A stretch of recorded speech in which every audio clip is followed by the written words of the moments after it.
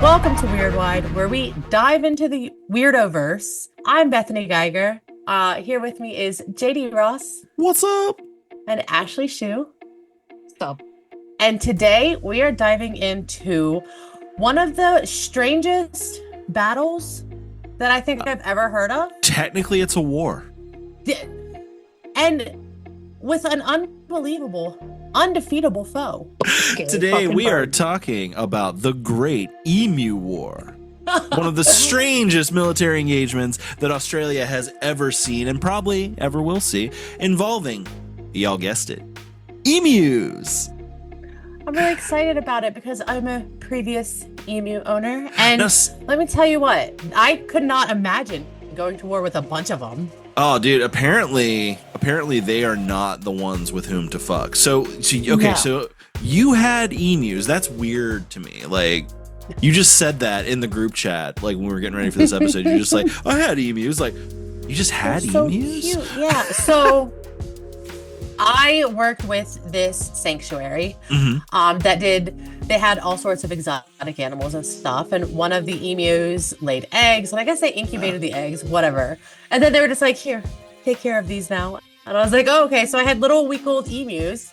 And they were so tiny and sweet. And then they grew up into big, not little tiny emus. It's kind of like and a then they giraffe. bit your eyes out. Yeah, they don't. Yeah, they fuck with. They will go for your eyes. Like, I've been around them, and then oh man, like we bought our dog one time, and like the farm had emus, and they're just like, don't go near them. They're gonna take your glasses off. They're gonna steal your glasses. They like the shiny They stuff. like shiny shit. Yeah. They're Mhm. used as livestock guardians. So like, Oh, that's fun. yeah, because they'll Yeah, 'cause they're protect, mean as whatever fuck. herd. They are. They can be pretty sassy. Now, mine kinda. were really nice to me, and they were really nice to, like, I have videos of my kid running and playing with them. They were like Nice. taller than my kid, but they were running and playing and stuff, and they were very sweet to me. But then again, I was mom. That's true. They imprinted on you. So. Yeah, and it was from like a week old. I think I got them when they were a week. Oh They yeah. were So my they're little like, babies. that's mama right there. Did you spit in their mouth? Did you regurgitate into their mouth? But thank God they were big enough to not have to regurgitate. Hungry little fella. There you go. Let me just chew this up and spit it in there for ya. Well, I felt like this was a fun one to do because this should be coming out the week before Thanksgiving. So it's before the yearly mass slaughter of birds that we like to do every year. I thought we would talk about a situation where the birds win. And I just thought, so yeah, I thought this was a fun one. Also, I was a little mad. I was doing research for the episode too, and I was like thinking about like some of the ancillary shit. And I was like, I wonder if Surfin' Bird is public domain, because like I would love to have like had the episode just start with that, but it's copyrighted, so I can't use it in the actual show. So, What a but like, bummer. I just need everybody to know that like at home, like what I had envisioned.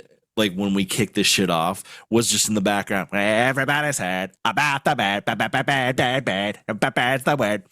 But it has to be Peter Griffin singing it. Oh, I wonder. Well, that's probably even more You could copyrighted. record Oh it yeah, yourself. it's like double copyrighted. Yeah, but if I do, yeah, it's true. If I do it, Yeah. Then it's just a cover. With the Yeah. chipmunk voice. oh, I could do that. Hold on. Let's just do that real quick. I'm about to lose it.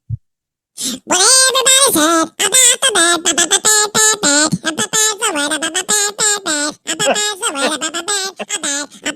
bad, I love it. We're going on tour. I told That's it. Trina, I was like, I need you to know that like you're gonna hear from The Office like me imitating Surfin' Bird for this, so just get ready for that. But I don't even think Be she's prepared. listening. I don't think she listens at all. So She probably puts earplugs in just Oh, because yeah. she doesn't want to deal with it. she's so good at tuning me out anymore. It's all good. Just how it is. I could imagin. I could imagine. After a I mean, while, I'm really good at it too. That's true, and you don't live with me, so No. yeah. Except All the for when women I in your hear life this. just tune you out. Yeah, it's one of those things where it's like you know, he's a lot, but we No, just I hear this from his office. see nobody can hear it. Yeah, it's not picking up the sound. Oh my god, the tapping. It's like I'm always drumming. I'm always drumming on And something. I can't help it. You know what? You might be a lot, but if somebody says that you're too much, tell them to go find less. Exactly. Boom. That's You're right. exactly the right amount. That's right. I know my worth. That's right. Exactly. All right, let's get into this. So we are going to be going back in time. We're actually going to be going even further back than when this originally happened here. We got to go all the way back to World War I to understand this shit. And I'll be honest, I don't know, like, of all the big wars, like, World War I is the one I know the least amount about. I think that's pretty, like, common. Nobody knows about World War I. Nobody talks about it. I just know Germany fucked up in that one, too. Yeah. That's all I know. Germany was not good guys. Twice in a row. Twice in a damn It's like, row. dude, you should have quit while you were ahead. Literally. So I didn't even realize Australia was involved, but Australia entered World War I on August 4th, 1914, when Britain declared war on Germany, because it's a British dominion, I guess at the time, or still is. They were kind of like automatically involved, and a lot of Australians were apparently all for it. They saw it as a duty to support the motherland, Britain. Nearly 420,000 Australians enlisted from a population of 5 million, and around 60,000 died, with lots more wounded. We're not going to stay on World War I that long here, so don't worry. But there were three main areas the Australian forces were involved in. The Gallipoli campaign in 1915, which was Australia's first major action, alongside New Zealand. I feel like they kind of get lumped in there. So it was like the Australian-New Zealand forces. It was like the ANZAC. I'm not sure if or maybe the Anzacs. They were in Turkey, aiming to secure a sea route to Russia. It was a costly failure, a lot of casualties, and they eventually withdrew. And then from 1916 to 1918, they were on the Western Front. Australian forces fought in some of the most brutal battles in France and Belgium, including the Somme. I do know about that one because I know that Tolkien was in the Somme. And then these, So he was actually in World War I also. And then these other ones. I can't pronounce these. Passchendaele and Villers-Bretonneux? Some fucking European places. So, again, they endured heavy I don't speak French, so. Oui. Exactly. Oh, oui. Sacre bleu. That's Je about it. m'appelle Bethany. Yeah, nice. Again, a lot of heavy casualties. It was trench warfare. It was some fucked up shit. And then they were also involved in the Middle Eastern campaigns, notably in Palestine and Egypt, where they fought against the Ottoman Empire. The Australian Light Horse Brigade gained fame for its mounted infantry charges, especially at the capture of Beersheba in 1917.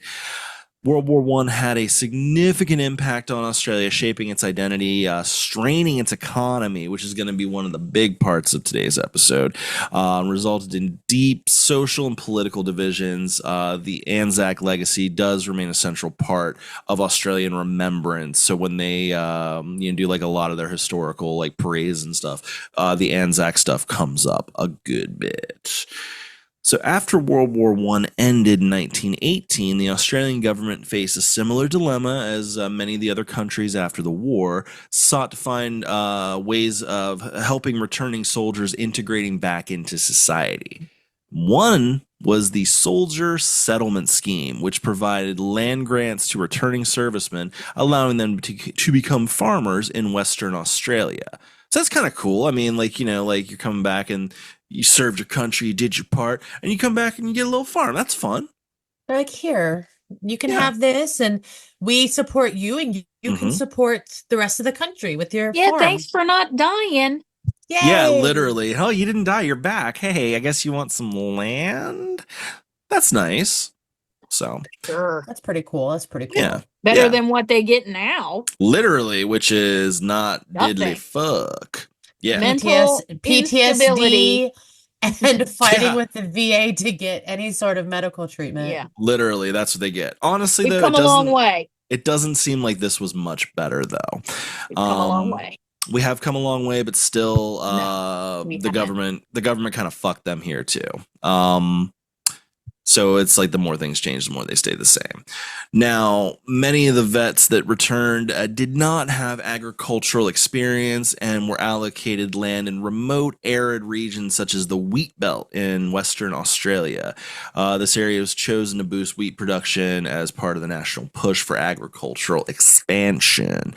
However, many of these newly established farms were on marginal land at best that was not particularly fertile, which made farming a challenge, especially to those unfamiliar with agriculture. So to what it sounds like to me is they were They like, set them up for failure. yeah, exactly. Here's all this shitty land. Now go grow some shit for us. It looked nice on the surface. Yeah, but exactly. And I'm sure it was like good intention, but it was also sounds very Native American white man-esque. A little bit. Yeah. It's almost like when the white man gets involved in shit, they just be fucking shit up. Yeah. It's kind of fucked. It's kind of fucked. It's a white metaphorical man. It's a white metaphorical man. I mean, you do have the biggest balls on the show, so. Touche. Yeah. Now, with the onset of the Great Depression in 1929, it brought a sharp drop in global commodity prices, and wheat was hit particularly hard. Here's something, and this is going to sound stupid American of me. I didn't realize the Great Depression was like outside of the U.S. also. Really? Yeah. I didn't realize that either. Yeah. It was worldwide, hence the Great Depression. Well, I thought it was like America is great, and so No. It does make sense though, because a lot of times, smaller economies. Yeah. I mean, was everybody hit different? Yeah, for sure. But I didn't realize it was worldwide at all. Oh yeah. Yeah. Like to me, I thought it was just a here thing, and I'm not really about us, Justin. I know. See, it's one of those things where it's like I don't really know when we started like worldly trading. Yeah. Does that make sense? Like, I feel like there was for a while we were a very. I feel like we've always country. done worldly trading, right? But I mean, but not on the level it is now. Exactly. Well, no. Like, I feel like the U.S. was like very isolationist up until the world wars. Like, at least that was like what I was always under the impression of. Honestly, yeah, because that's when we had there was the big boom in automotive. Mm-hmm. And everybody was driving American cars, and everything was made in America, and there was the whole like made in America thing. Yeah, there was a time where if you had if you drove a Toyota, you were a dick. Yeah, you were an asshole. And now I'm American. I drive a Ford. That's American, right? I mean, I drive a Toyota. I'm so American. Gotta go Ford tough.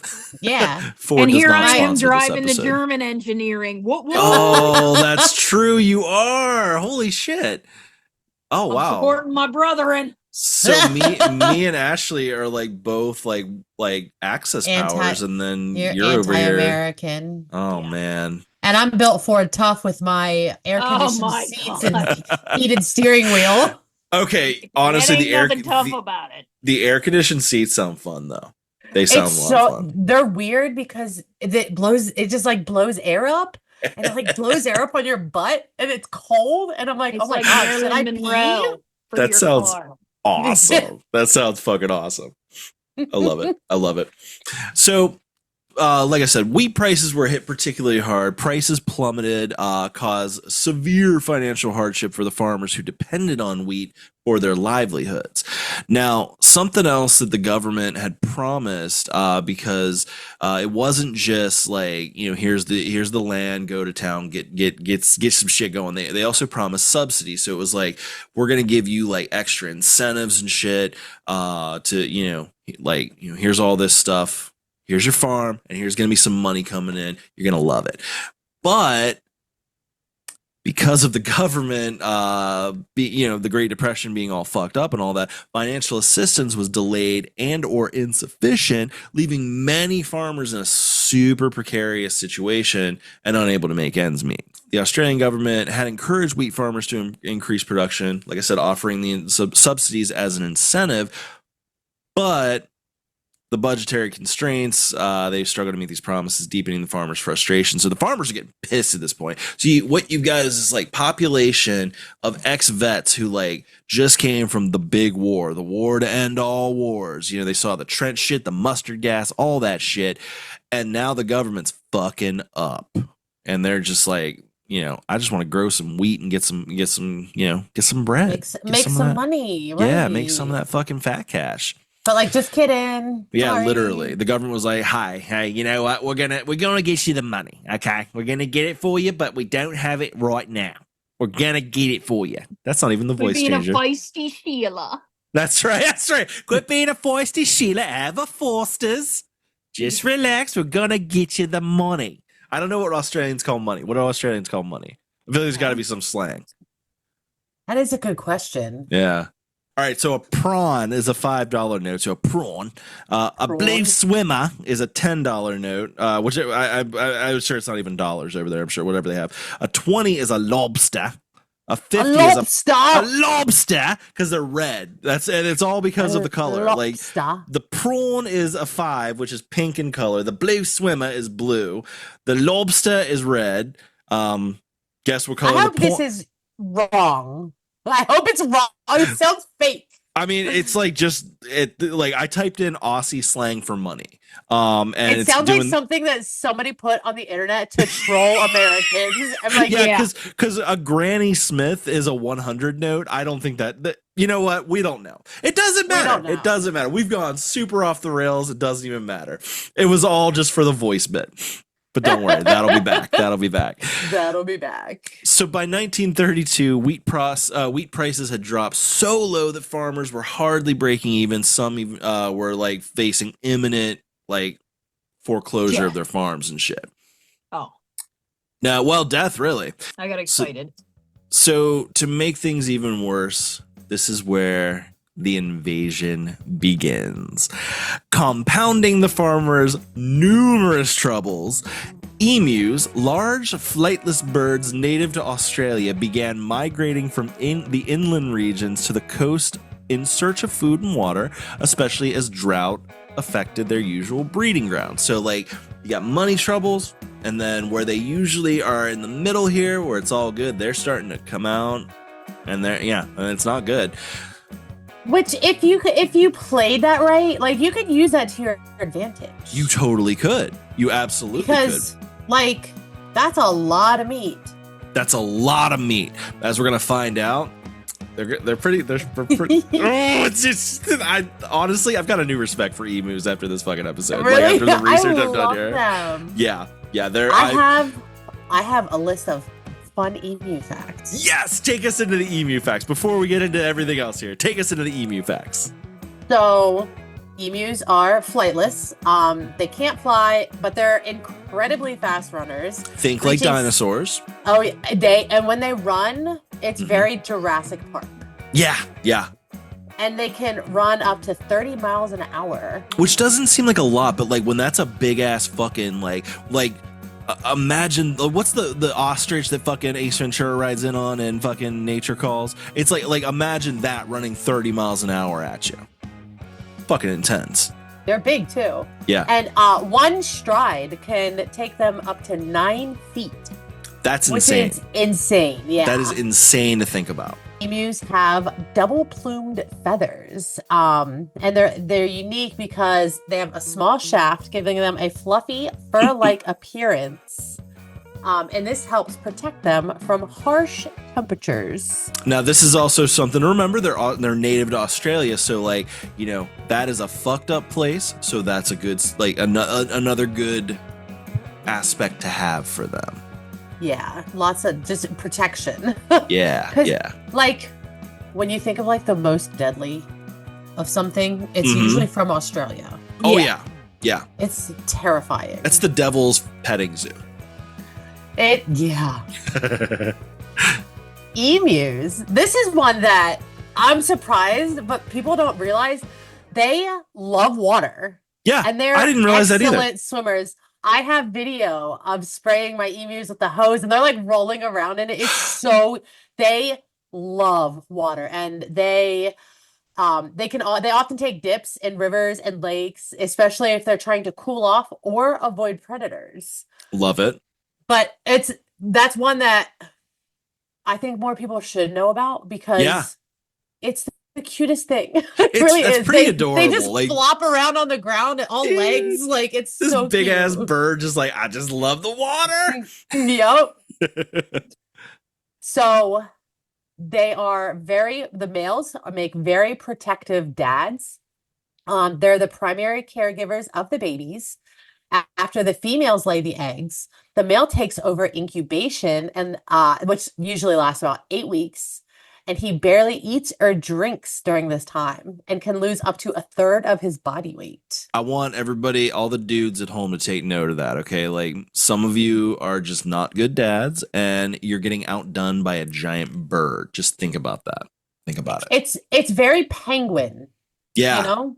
Yeah, very penguin. Yeah, very penguin. Another flightless bird. Another flightless bird. Mm. I'm gonna have to now I want to look into how many flightless birds Have good are. dads. Yeah.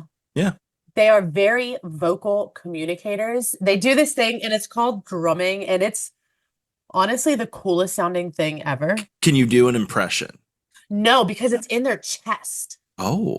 At least that's what it sounds like. I think it's more like in their like diaphragm throat area. Okay. But it sounds like it's just coming out of their chest. So it literally sounds like there's a drum in there. It's so cool. That's badass.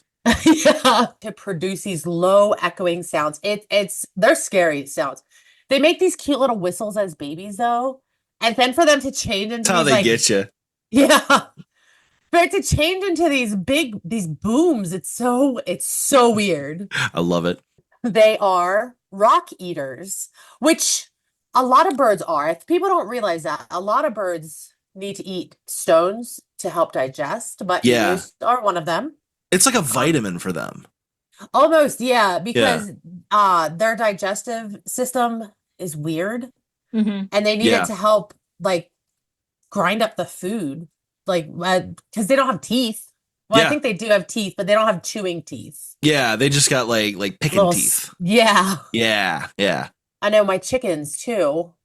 You have to put I can't remember. I can't remember what they call it. Maybe they call it like grit or something. You got to put it in with the food so they can eat it. Oh wow. It's so Okay. weird. It's That is so weird. weird.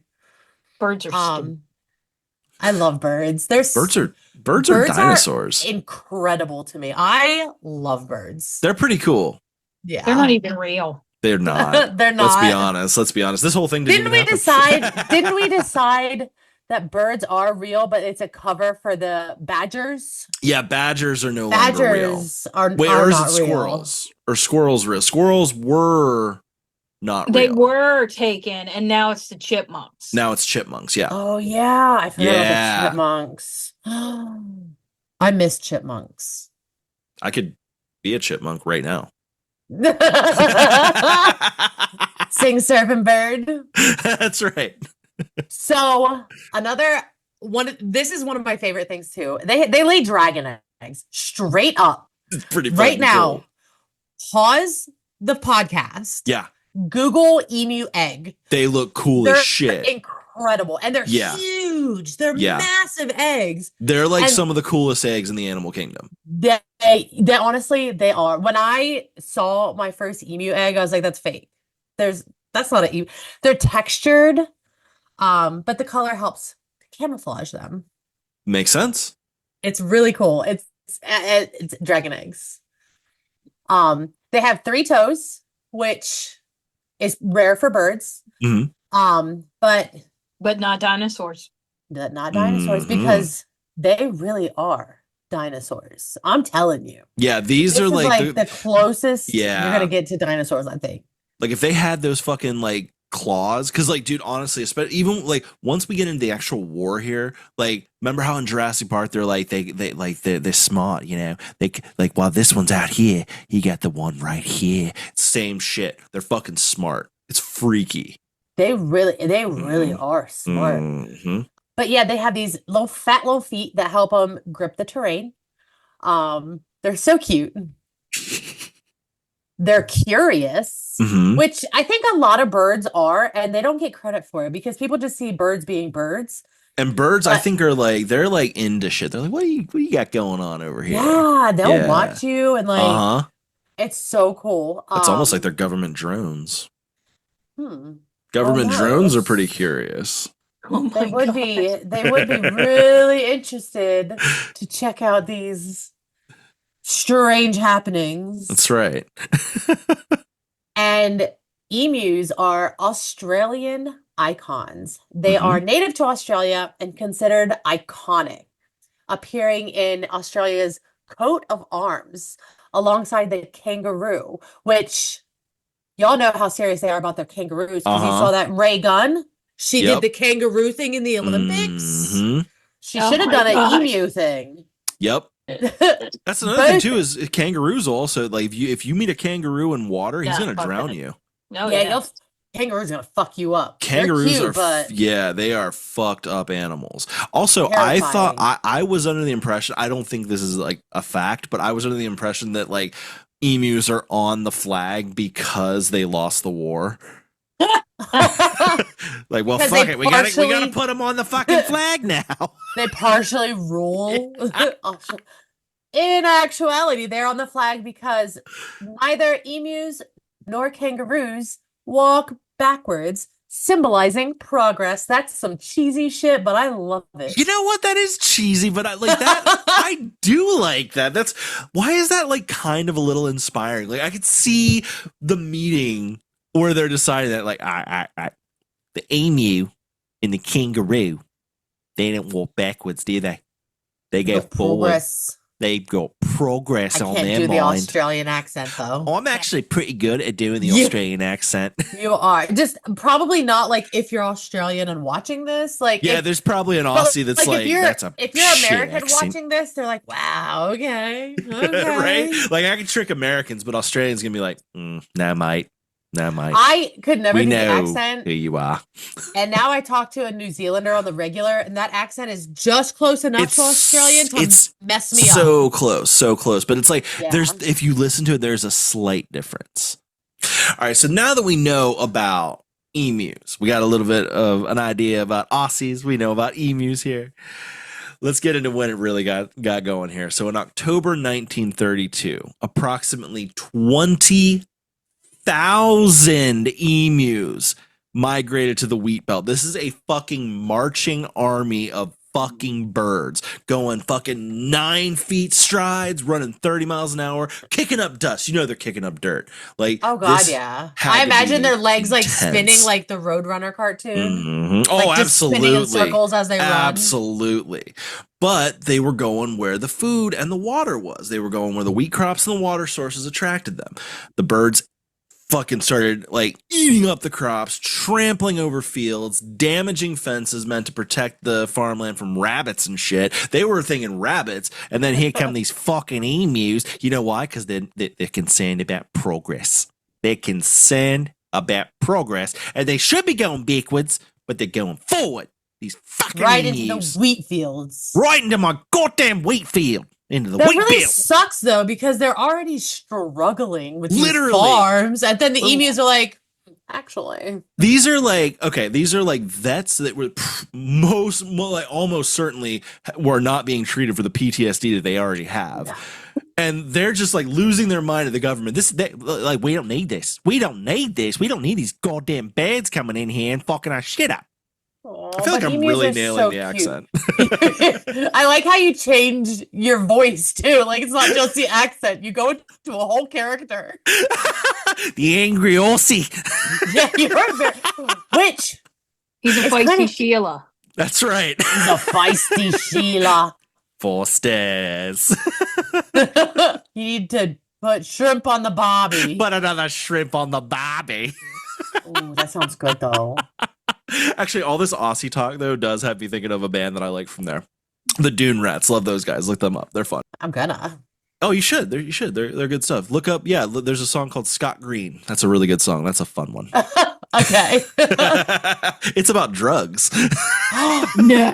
Mind-altering substances. Mind-altering substances. Ooh. So the farmers faced a dire situation. Their crops are being ravaged by the thousands of emus just as they're preparing for harvest. So this is like prime time too. This is the worst time this could have happened. So this is like these birds are threatening to devastate their already struggling livelihoods. Many of the farmers, like I said, vets themselves, grew frustrated at the government's lack of support, and not only in providing the subsidies, but now they can't control these fucking birds. So they're just pissed off left and right.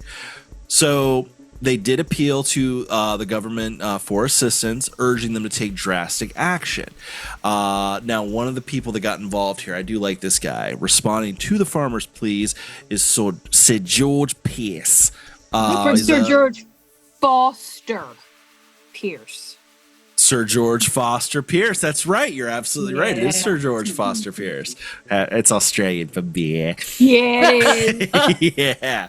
So he was the Minister of Defense at the time. He approved a plan to use military resources to curb the emu population. This was the brainchild guy here. This was the guy that was like, we're gonna fuck him up. We're gonna fuck him up with our military.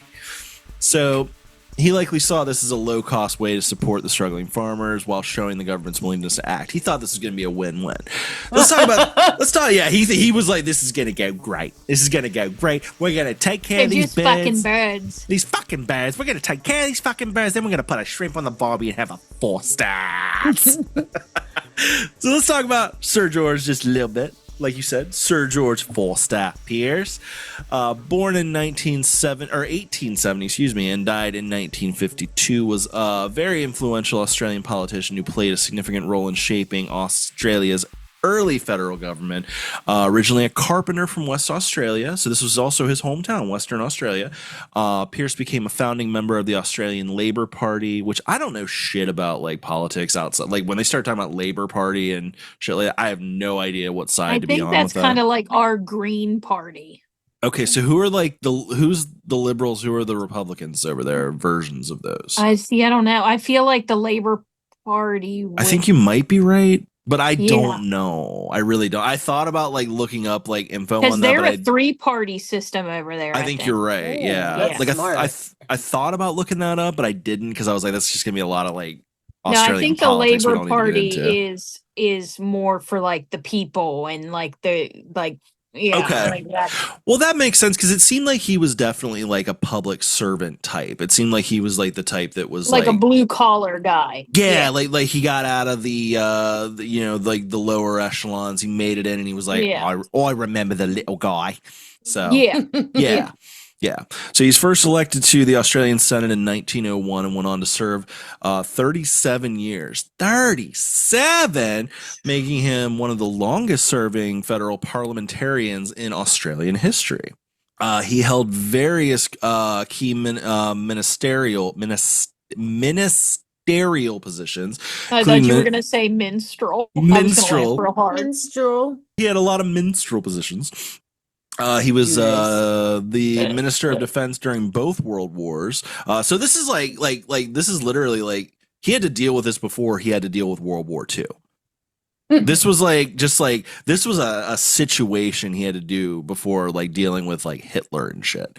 But it draws into question why would they trust him with it with World War II of all things? Literally after this. That is a good point. Because they were the Germans can't possibly be smarter than a bunch of birds. Damn crats ain't gonna be smarter than these bears. These bears, these are smart. They lost a war already. We got this. Yeah, exactly. We did it. We did it once. We did it again. God.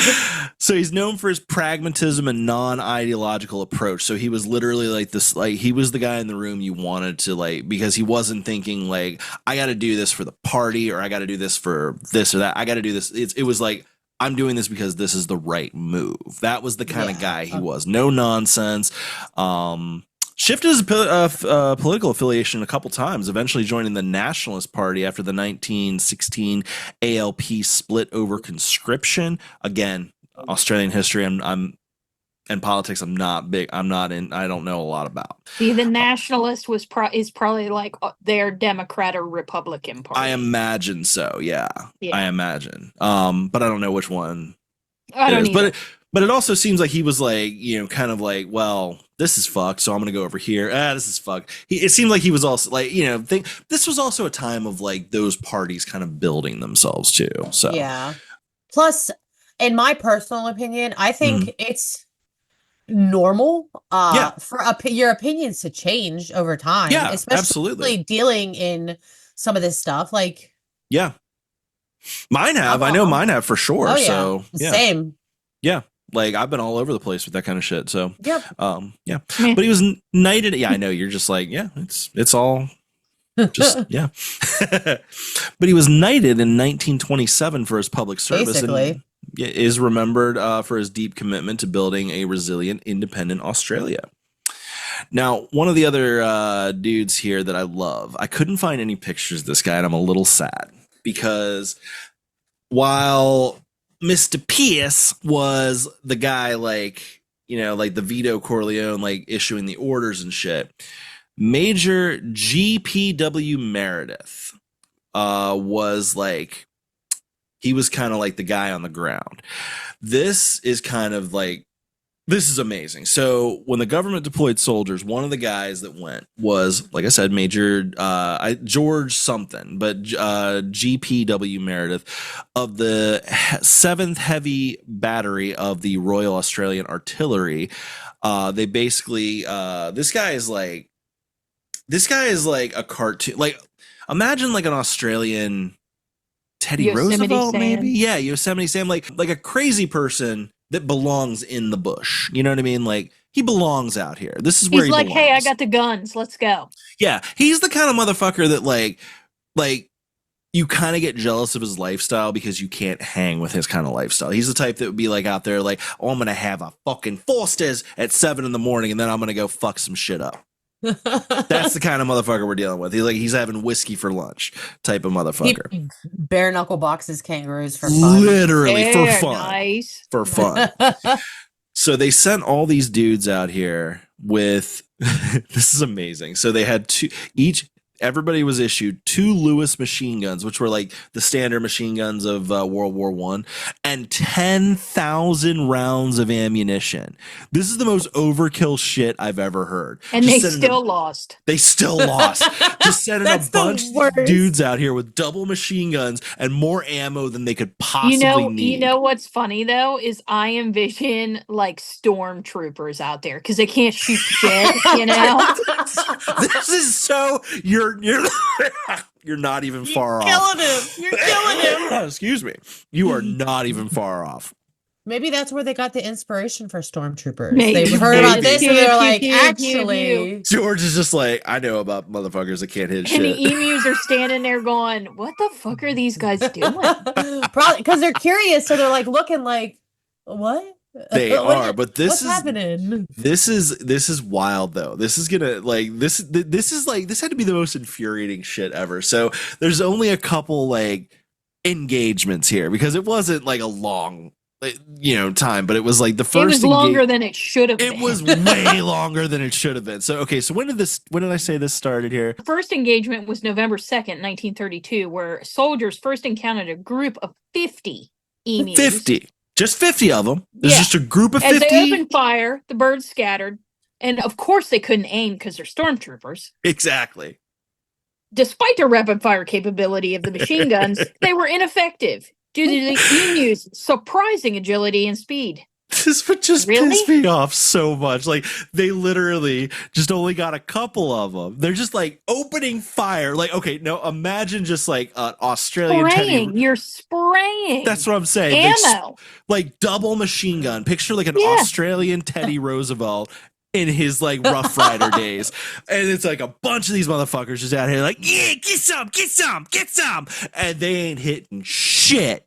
Why isn't this a movie? This needs to be a fucking movie. This needs to be a movie. I need this to be a movie, and then I can have mind-altering substances and watch it and just. Dude, if I could get some mind-altering substances based on a true story, and literally like, like, what? What do you mean? Bethany, tell us about the second engagement a couple days later here. So that was November 4th, 1932, which it's my birthday. Oh. So in this encounter, the soldiers ambushed over 1,000. No, they didn't. No, they didn't. They didn't ambush shit. This is like the Let's fact be that they tracked these guys and like tried to set up a fucking ambush. These are birds. These are birds at the end of the day. These are just birds. But what made them think that they could take on 1,000? Yeah, but they couldn't even take on 50. They couldn't even do 50. So then that's what I'm saying. There was 1,000 emus near the dam, and they're like, "All right, let's go." They were hoping to kill a large number of the birds in one attack, but the gun jammed. You can't tell me everybody's gun jammed. Yeah, that's what I'm saying. Is like from what I'm hearing is like it was like the first guy that was supposed to take the shot, his gun jammed, and like all these like 1,000 emu just like heads up, like fuck. Like be on it, guys. Be on it. Wait, something's up. I can think of is because they were near water, maybe their stuff got wet, and that's why it jammed. That makes but sense. I don't That's know. a good point. That's a good point. It's still ridiculous. In this attack of 1,000 emus, only 12 birds had been shot, and then they scattered. Oh my god. Because I don't even think all 12 of the emus died. I think they were just shot. All I'm saying is this is the exact reason. This right here is the exact reason aliens haven't made contact. Literally, they're watching. They're like, "Oh, they are not doing well." You know that controlling this emu's bird like, population. you know the one emu's looking over like, Ralph, did you see he ruffled my feathers?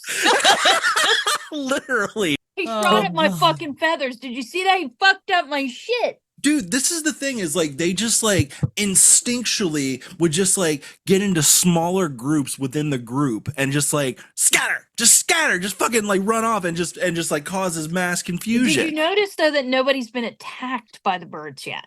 Literally. The birds are just minding their own fucking They're business. just chilling. They're just hungry. Still winning. They're How? still fucking winning.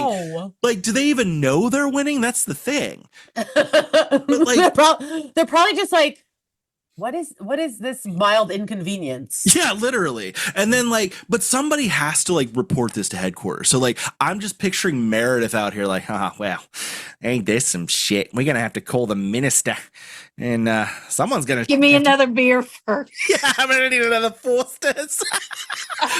Maybe have a shrimp on the barbie ready to go because I feel like I'm going to need a shrimp off the barbie once I get done here. In reality, it wasn't 12 birds that got shot. They lied. Yeah, Like they didn't want to come back with inflated a guns. little bit. Yeah.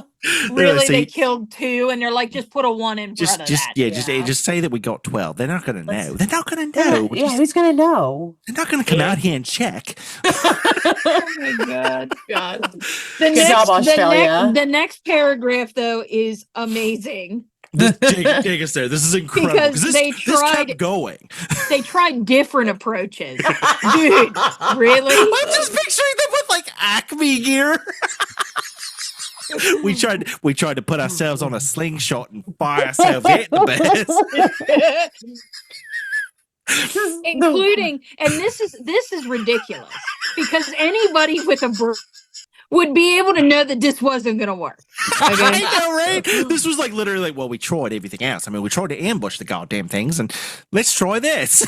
So let's mount a machine gun on our truck So they're out here trying and to drive across the fucking bumpiest terrain known to man and try to shoot birds that are already outsmarting us while we're standing still.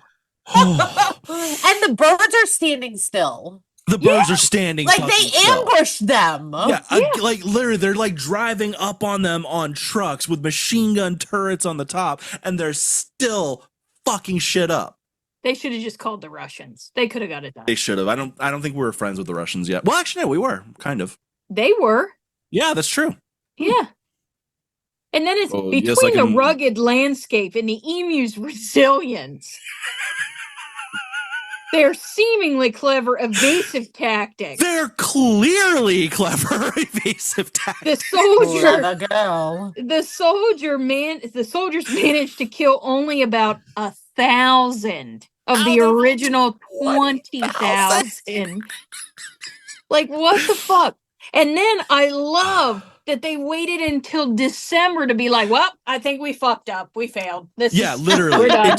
It took until the next month. So this is a 2-month campaign of this shit going on. Of them just trying fucking what is it, Wile E. Coyote tactics and shit and failing at every and then the best part is this major war general Major Meredith. The birds almost military-like discipline, saying if the Australian army had a division with the same capabilities of any sort, they could face any army in the world and win.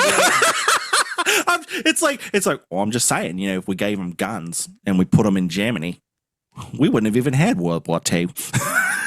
It's like, oh my god! Like these fucking. Could you birds, imagine birds keep with me up like at night. the one eye covered with like the cyborg shit coming at you? You're killing him again. Oh my god. Justin's JD's dying. Oh fuck. Oh my god, that is too fucking funny. You ready, Ralph? Let's go. Literally, he's just got this perpetual 1,000-yard stare going on, and he's got a black vest and shit. I imagine him strutting. Literally. Maybe this is where they started the rumor that birds aren't real. Because Dude, they're like, there's literally. no way. There's There's no way they no will. way. No There's way. no way with They're my not two machine real. guns. My two machine guns. Could you imagine being those war vet farmers, though, watching this shit go down? So fucking demoralized. It's gotta be so demoralized. They were like, this is what I fought for? This is Literally. what I fought for. So it was officially Incredible. declared. Thank It God was- for Russia, or we would Oh have my never won God. the war. I mean, could you imagine Russia though? You need 20,000 birds taken care of. We can take care of a price. Could you imagine being the other country and Australia being like, hey, so we have this problem. We need help. Could you imagine them calling the queen, like, yo, so Literally. Just get her out there with We done B-52 fucked bombers up. and shit. Bobby, the birds still win. Yeah, they'd still win. Oh my, they won't die. They just won't die. the cockroaches of the bird world. Literally. Oh. So public and political reactions were hysterical. News of the course. war spread, and the failed campaign became something of a public relations embarrassment for the government. Somewhat. Just a little. Somewhat. Just a little Yeah. embarrassing. Just a smidge. Apparently, newspapers and all that shit across the world were just mocking the shit out of these guys. Could you They're just- imagine it now with fucking Facebook Twitter and shit? shit? That would spread could you yo, dude, these guys got their ass kicked by these Watch birds. watch this guy. Check this shit out. Look, get his shit. His gun jammed. What a dumbass. Don't get it wet, you fairy. So the fucked up part though is because they failed, the problem was still there. So there's still emus just like at this point they've declared it a loss. They've declared it an official lost war. And so these emus are just occupying Western fucking Australia. Fucking incredible. And the government's just like, well, we tried, maybe have Get a 'em a full beer. Get him a beer, So, yeah, the problem remained unresolved and crop destruction persisted, which was particularly difficult as, like I said, Australia was still going through the Great Depression. We're still in the Great Depression through this whole thing. So, and farmers were even more pissed off because, the government just showed their ass. They're like, can't protect Why our didn't they crops. set the farmers loose on the Literally. fucking emus? Literally. I mean, really, think about it. Yeah. Well, what they did do, and this apparently did seem to help a little bit, was they instituted a bounty system. So instead of like an army out here trying to get all these birds, it was like, like we'll give you money for like, if you bring a bird, you bring an emu, you're gonna get some money for it. So go out there and like capping one at a time off, which is a better idea. In a month, it would kill more than they did in the entire Emu War. Literally. It did provide some relief for farmers, but it didn't completely solve the problem. Eventually it just, they capped off as many as they could with their little bounty system. And Mother Guy is sitting over there like, watch this. Watch this literally. shit. Literally. They underestimate my creatures. Watch them. Well, and it's funny you put it that way, because that's pretty much like, how everyone is kind of like looked at the whole situation is like, this is a great example of underestimating nature. Oh, yeah. Nature is a force, and Mother Nature gets what Mother Nature wants. Yeah, it may show up by any means. Exactly. Like it might show up in the form of an invading army of fucking giant birds, but it's going to show up and she sits here and she creates this inhospitable land with barren soil that's difficult to grow wheat. And they're like, we're going to grow wheat anyways. And she's like, are you now? Hold my Fosters. Hold my Fosters. I know a guy. That's right. So that has been the Great Emu War. I'm hurting from how much I've been laughing on this episode. This I know. It's honestly insane. When I had never heard of it until you were like, this is what we're doing. And I was like, no. I thought he was full of shit. And so like 100%. At first I did too. But then you were like, what? I was like, okay, I could see that, whatever, for whatever reason. Mm-hmm. But then when I found out they lost. Yeah.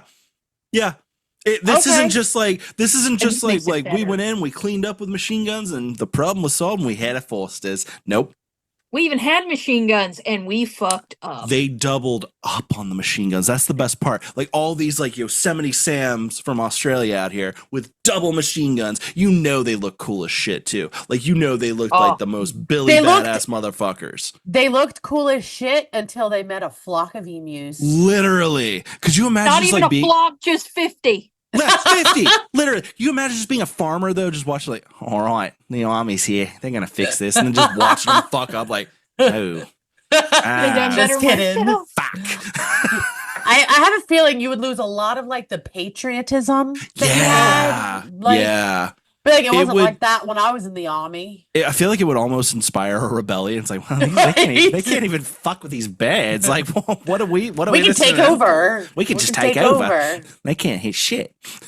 And it's crazy. It's crazy when you really sit there and think about it, because Australia they sent the worst of the worst, like the toughest criminals. Oh yeah, Australia started as like prison island, and it was like an Alcatraz. Yeah, and it's the worst of the worst, the toughest criminals. These are supposed to be the most badass motherfuckers on earth. Which I'm not even saying they're not. Like I'm not going to start a fight with an Aussie.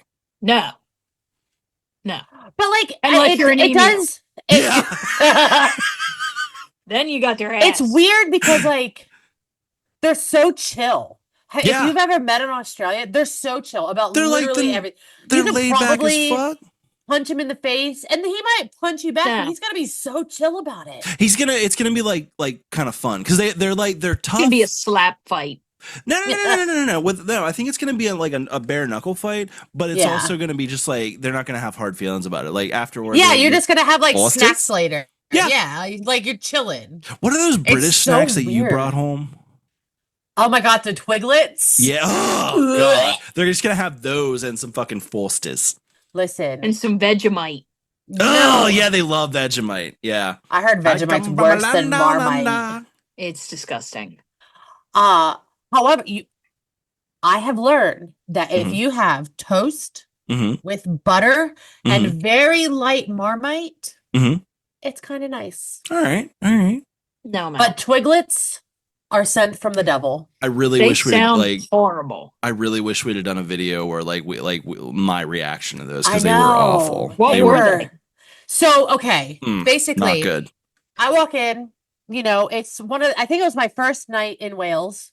And I go into the little grocery store and I'm like, ooh, I'm feeling real snacky. And I see these cute little snacks. And I'm like, these little pretzel looking twists. And I was like, these gotta look be like good. they taste nice. It doesn't like say a flavor. They're just twiglets. What a cute name. That is right? a cute name. Adorable. It sounds horrible. And they're just these little twisted little, and they looked nice.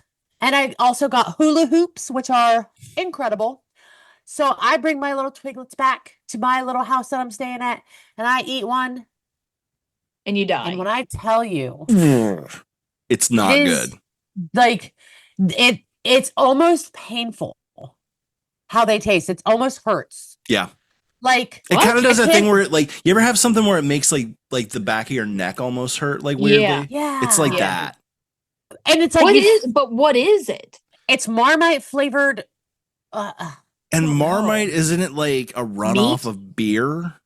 Oh. Yeah. It's like a beer runoff a yeast extract or something. That they make into a flavor, and it's fucking disgusting. Now I'm out. Like I said, disgusting. On toast with butter and Marmite. And here's the thing. It stuff from over there usually pretty good because this is the Twiglets are just an exception to this situation because I went and there was a bunch of British candy options I found in a grocery store recently. One was these it was fruit pastiches or some shit like that, and it was these little chewy fruit what candies. Grocery store? Wegmans. Mm-hmm. That place is like Disneyland. You gotta go. It's like an hour up the road. It's so good. But they're these little, and it says on the thing, "Can you resist the chew?" I couldn't. They didn't last a day.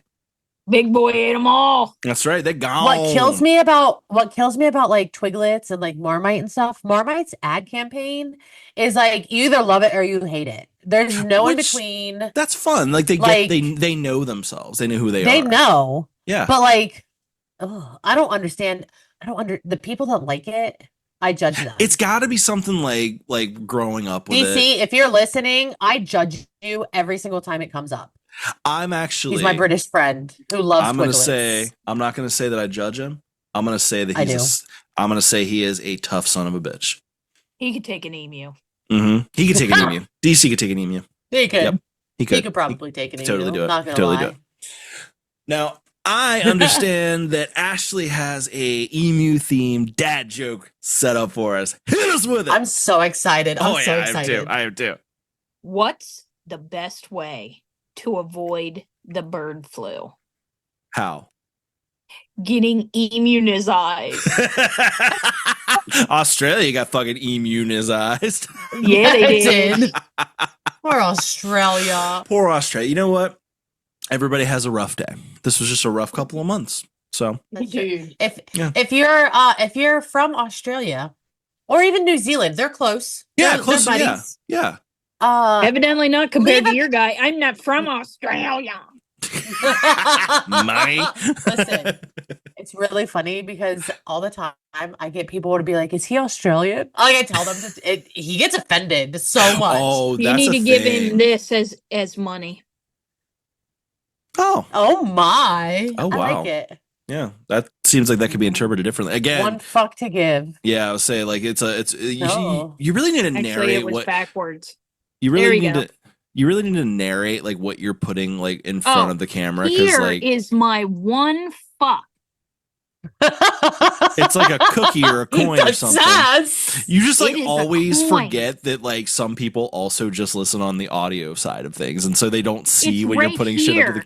Yeah, it's right here, but if you're not looking at it, they're just close your eyes and say that. It's right here. Doesn't matter. But do you see it? This is like trying to get. It's just for you. Right there. Right there. It's literally right there. Is it right there? Literally right I think there. I see it. Right there. Wait. Can you hear this? Can you hear this? Let me turn it up. Anyway, Bethany, I think you were going into the plugs there. Was I? Oh yeah, I was. So listen, I caught what you're putting down. If you are from Australia or even New Zealand, you need to leave a comment on our YouTube and tell us how you guys talk about this. Yeah. How it is discussed in your culture. Because I am very interested. I am very interested I want to know. If you're listening, not on YouTube, you can hit us at weirdwide podcast At gmail.com. at gmail.com. Yeah, you didn't say that very confidently though, did you? I couldn't remember if it was Weird Wide Pod or Weird Wide Podcast. That Weird But Wide podcast Pod is the email. Weird Wide Pod is the Twitter or the TikTok and Instagram and TikTok at Weird Wide Pod. That's right. Which And again, I admit JD, I have not been where doing. Can they find you? That's right. I am at Dudest Weirdo. I'll admit I have not done anything with either. I apologize. We're still on a little bit of a funk. I've actually been posting. I've noticed that. On TikTok. Yeah.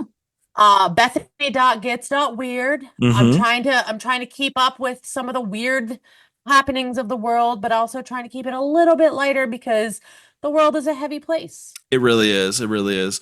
I'm trying to get myself where can they back. find you? Yeah, where can you find you? I'm not to be found. She's hiding. It's okay. I'm hiding out in my own realm of hell and deceit. Yeah, despair, I think. It's more despair, not deceit. Mhm. There's some deceit. Other people. There's a lot of deceit. Yeah, there's some deceit. Yeah. It's been a hellish few weeks. Yeah, it really, You know, it really has been. Bell, It really I'm still has. making it. That's why I Weird just don't. ass chick 86. That's right. That's That's me. why I just haven't had the energy to post on No. anything lately. Like that's why like I literally had like a bunch of episode clips like ready to like just like cut out but I just have not had the energy. So I everybody took home, this one fuck apologize. and I went, no. This is like to me like as long as we get the podcast like recorded for the week, I'm good because it feels like it's like the fucking Bo Burnham thing. Look, I made you some content. That's how I feel about it.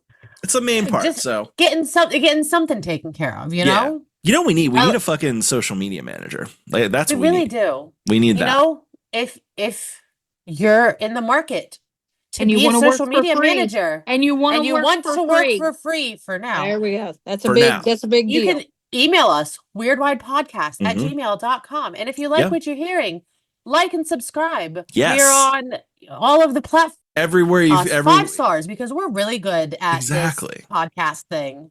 5 But, stars. Okay, 5 stars, sure. Thumbs up. 5 Look, stars. Like, we subscribe. do good. We do good. We do Ashley. good things. We do good things. We do good things. We do. Also, if you want to support the show financially, if you're able to, I understand that is hard to come by right now, so don't feel bad if you can't. But if you can, go to our Patreon. It's going to be patreon.com/weirdwide. Also, don't forget to go to our official home on the interwebs. It's going to be www.weirdwide.com. Get access to every single episode that we've released. And you can sign up for our newsletter, get them sent directly to you. That's what you want. You want them sent directly to you. It's a great Yeah, deal. you don't got to work for it. Don't got to You work don't for it. We send them work for right it. to you. Unless you want to Right work to you. for it. Yeah, you can work for it if you want. You can. but It's up to you. Work. We need the Work social it media down. manager. So if We you do want to need- work for it, That's true. We do need a social media manager. So anybody listening is interested, let us know because we need some fucking help with that shit. We don't even know. But they're not going to be getting $55,000 a year for it. No. you get our companionship. That's Aw. true. That's Look I mean, it. like, Aw. yeah, you get to be part of the inner circle and help us grow this little cult. Like, it's kind of a important position, actually. So Yeah. just saying. Aw. So But you're still not getting paid. yeah, we're not Yeah, getting no. paid either. So Yeah. you know, I mean, We're doing this for free. exactly. But like at some point we'd like to, and you know, we'll see what that turns into down the road. So that's just where we is right now. We're not even sure what we're doing next week because next week is officially gonna be Thanksgiving. So that's something we have to talk about off air. I think we might end up doing a weird news roundup or something. Maybe I just love something the weird goofy. news roundup idea. Yeah. I love it because like this one was really light, and I feel like Yeah. you know we could go for another light episode Yeah. just because it's nice and things are stressful and Exactly. there's seasonal affective disorder happening. Literally. And you know what? If we do a weird news roundup, then that's just going to be fun. There's not a lot that we have to really prep. We just go in and we just do our thing. And honestly, I think we're best when we're just doing our thing. So Exactly. We're just chilling. yeah. So this is this episode is coming out right before Thanksgiving. So hope everybody is ready for a happy Thanksgiving. I know things are really heavy right now. But like I really hope everybody gets to enjoy their Thanksgiving. I know I'm looking forward to it. I get to see my family. I get to see the ghost. I get to see a bunch of people get to have some really good food. The turkey, the bird's gonna lose on this particular occasion, at least in my house. So, Oh, you're gonna play Australia. Wait, no, you're gonna No. play reverse Australia. reverse Ah. Australia. Yeah. So, hope everybody has a great Thanksgiving. We will see you guys next week. Until then, y'all stay weird.